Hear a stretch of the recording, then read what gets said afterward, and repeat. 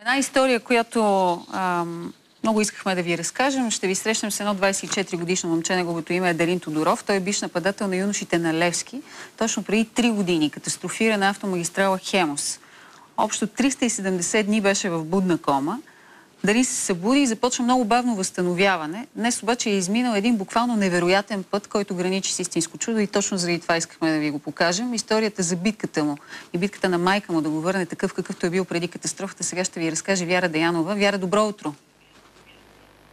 Добро утро, Лора! Да, ние се намираме в дома на Дарин при неговата майка и чудото, което се нарича Дарин, наистина се усеща още с прекрачването на прага. Най-малкото, защото по неговата усмивка, която се надявам той сега да подари на нашите зрители, можем да осъзнаем какво означава човек да се събуди не само след толкова дни прекарани в това състояние будна кома, а и да може да се усмихва. И както Дарин каза преди малко, аз съм футболист. Тоест, при него възстановяването е на лице. Той по футболната фланелка всъщност личи. Здравей! Да. Как си? Но... Нормално. Футболисти, нали? Да. Кога да те чакаме на терена? Скоро. Много скоро ще вкарваш голове, нали? Не. То не си от мен. То не зависи от мен. Да. Обаче ти си много силен, нали? Не. Аз съм пътечен футболист. Аз съм посредствен футболист. Как ще си посредствен футболист? Ти не знаеш колко добре можеш да се бориш с живота и как можеш да даваш кораж на много хора. Така е. Не. Аз съм пътечен футболист. Аз съм посредствен футболист. Да. Тук обаче неговата майка, Диана, която всъщност е един човек, който е учебник за това как човек не трябва да спира да вярва. Нали? Ами да, човек когато вярва, нещата се сбъдват и нещата се случват. И аз просто вярвам и знам в себе си, нали, че в най-скоро време ще видя сина си, нали, на терена. Точно преди 3 години вие научавате, че сина ви, така както е тръгнал към Каварна, да подписва договор с местния футболен отбор, така и не е стигнал, защото е катастрофирал на автомагистрала Хемус. После е имало един период, в който сте чували от лекари как неговото състояние няма как да стигне до това, което виждаме днес. Да, значи чувала съм не страшни, ами ужасяващи неща, нали, за моето дете, които нито съм ги приемала, нито съм ги възприемала. И просто не искам, нали, да се връщам назад. Това Какво си казвахте вие през цялото време, когато лекарите ви казваха, че неговото състояние на будна кома няма как да се... На кома всъщност няма как да се възстанови? Значи винаги, който и да ми го е казвал, защото са ми го казвали лично, забрави, че това момче ще се събуди, ще го гледаш така, докато му е здраво сърцето, нали, и така нататък. Аз съм се обръщала и съм казвала, ти не знаеш с кого си имаш работа. Имало е случаи, когато дори на съпруга ви сте му казала, че докато не се научи да вярва, да не се връща при вас. Да, това е така.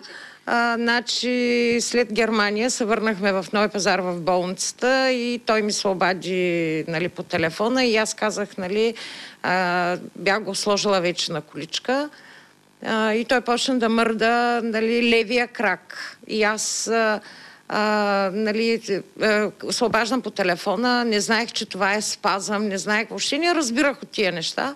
И казвам, нали, Дарин си мърда краката и той се обърна и казвам, а той няма да може да ходи. На него така му го бяха казали.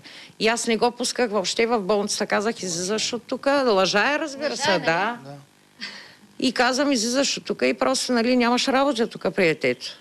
Всъщност, вашата безкрайно интересна история е, че вие се свързвате с хора, които са преживяли вашата трагедия. Те ви разрешават, показват, научават ви как да отидете в Германия. Идва санитарен самолет специално за Дарин.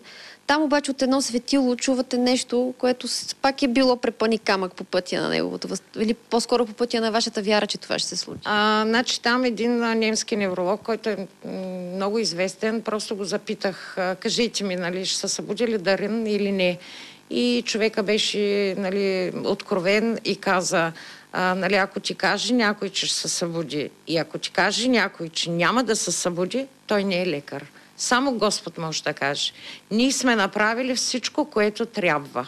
Но от тук нататъка вече каквото стане. И аз казах, моето дете ще се събуди. Кога след това той отвори очи и започна да се възвръща към това състояние, което виждаме сега? Дарин отвори очи и почна да отговаря с очите, може би на 7-я или 8-я месец почна да отговаря с очите. И после, нали, след 1 година и 10 дена след катастрофата, нали, проговори. Но коя беше първата дума, която каза? Първата дума беше "обичам те". Ние така се разделихме с него преди да катастрофира. И явно не е говорил с никой друг. Нали, аз докато разбера какво става и после пак я повтори. Сега видяхме, че той изпраща поздрави на някой. В предварителния ни разговор каза, че иска наживо да каже на Радостин Кишишев нещо. Вие обаче може да разкажете всъщност какво ги свързва с Кишишев, защото той скоро ще бъде в нашето предаване. Хубаво е да му предадем поздрави от Дарин, защото те се познават. Значи не само на Кишишев, на целия Черноморец Бургас, в лицето на Георги Чиликов. Искам лично аз като майка и като човек, нали, да им кажа на тия момчета поклон и благодаря. Това са хората... Нямам страшно. Те са ви помогнали за рехабилитацията в Поморие. Не само за рехабилитация. Вие всъщност сега събирате средства, за да може неговото възстановяване да продължи. Необходима още рехабилитация. Всъщност това, което е необходимо за него е възстановяване на крайниците. Да, сега последно в петък се върнахме от военно-медицинска, направиха последната, да се надяваме, че ще бъде последната операция, нали, на десния крак. Застопориха ходилото, нали, с имплант.